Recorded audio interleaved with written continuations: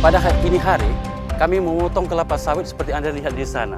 Karena kami percaya kelapa sawit kurang bersahabat dengan lingkungan di sekitar kita. Dan minyak kelapa sawit kita tahu setiap harinya kita gunakan untuk bahan di dapur. Seperti minyak goreng, sabun, sampo, kosmetik, bahkan sampai produk makanan di dunia. Jadi dampak negatifnya kelapa sawit itu merusak hutan, pembakaran lahan untuk menjadikan kebun kelapa sawit. Akibatnya polusi udara akan semakin banyak dan juga keanekaragaman hayati akan musnah. Hewan-hewan yang dilindungi akan terancam. Itu juga tanah yang ada di sekitar kita semakin tandus dan semakin kering. Karena kebun kelapa sawit menggunakan pupuk kimia. Seperti yang pernah kita lihat di mana-mana. Kelapa sawit ini seperti inilah contohnya. Ada di Sumatera, ada di Kalimantan. Maka dari sekarang, mari kita sama-sama menjaga planet kita supaya berubah tanaman dari monoculture menjadi permaculture.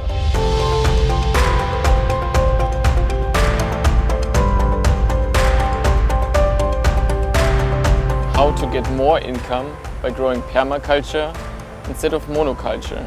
From the beginning, of course, we cut the palm oil. Then we explain local farmers how you already get income because you can make brown sugar out of the juice of the cotton palm oil. During that time, we give local farmers good compost from the organic waste from the village of Bukit Lawang. We give them seeds to grow vegetables so they have enough food to eat, and we give them fruit trees which already crafted so you get fruits after 7 months. We have companies in the Western countries who will buy our completely permaculture later. And then we're making a map which local farmer at the buffer zone follow our program. And we're looking for companies all around the world who like to support this campaign.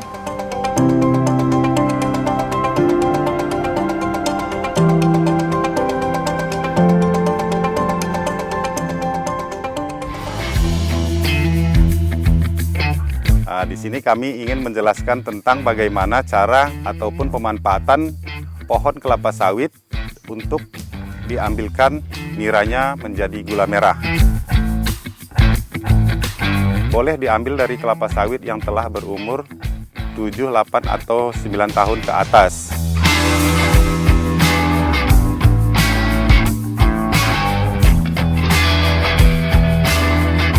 Menumbang pohonnya kita tumbang, jatuh, kita bersihkan di bagian pucuknya.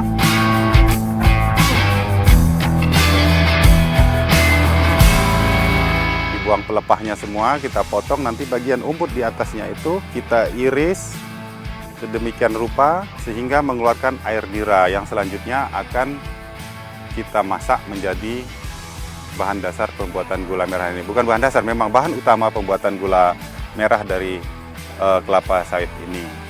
30 atau 40 hari dapat kita panen hasilnya. Berarti satu pohon kelapa sawit itu bisa menghasilkan 20 liter per harinya, menjadi kisaran 4 sampai 6 kg gula merah yang setelah siap untuk dikonsumsi.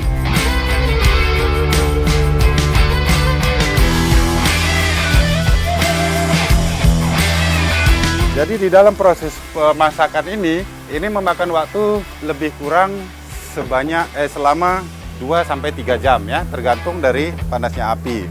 Jadi posisi api di sini tentunya dengan suhu yang stabil.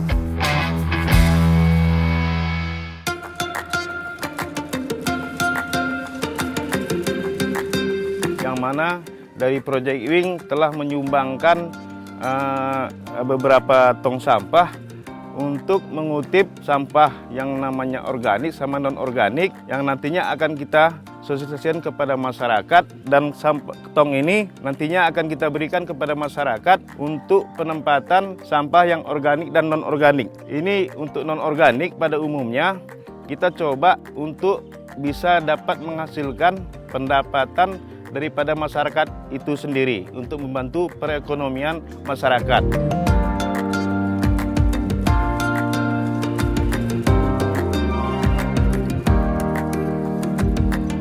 kita bawakan ke rumah kompos, yaitu di tempat Ibu Erna. Di bawah akan kita daur ulang menjadi kompos. Kompos tersebut nantinya akan kita berikan secara gratis. Kami dari Destana bekerja sama dengan Project Wing untuk mengatasi masalah sampah di Desa Bukit Lawang khususnya.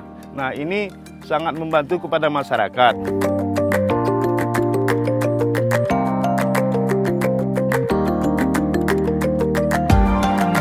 Compost is good for soil because after palm oil plantation, like now the soil already stressed. We have a good soil here, but palm oil they have a big root.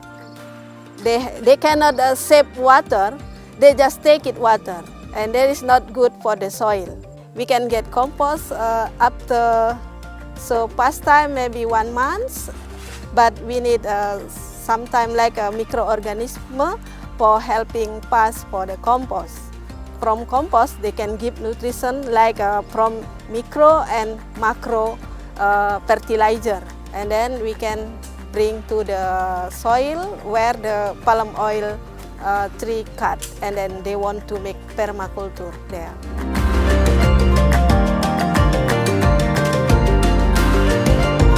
I think compost is free from the people because when they cooking in the kitchen, they can get every day maybe 50% organic, and then why we don't use again and give back for our earth.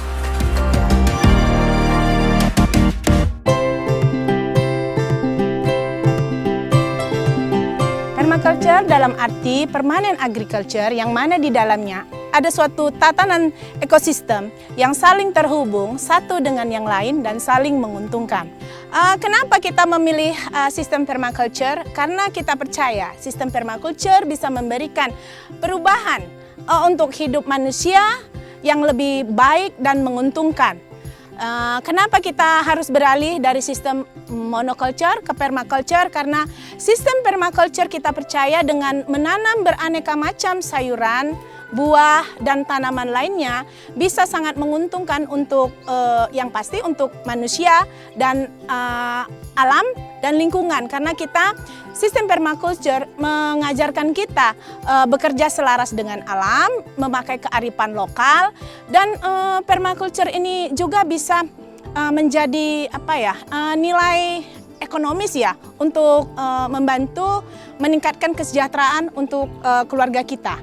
Jadi keuntungan dari permaculture ini, saya sebagai petani jadi mempunyai ketahanan pangan sendiri, dan nilai-nilai jual produk yang kita jual itu lebih mahal karena kita memakai sistem organik.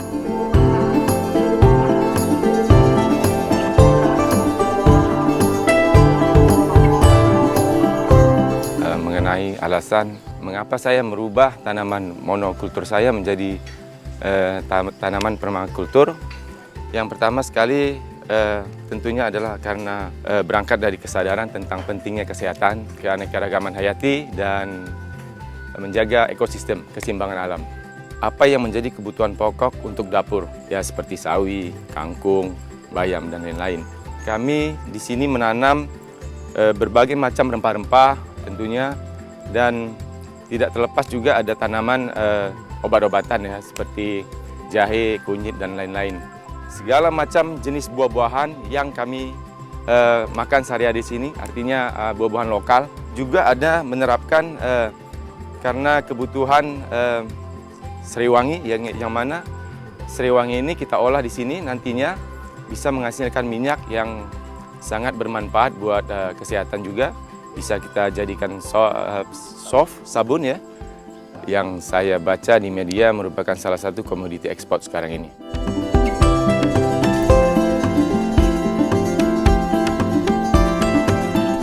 Tentunya dengan tujuan agar kita semua tidak keluar untuk mencari kebutuhan pangan kami. Jadi kami punya kemandirian pangan sendiri tentunya.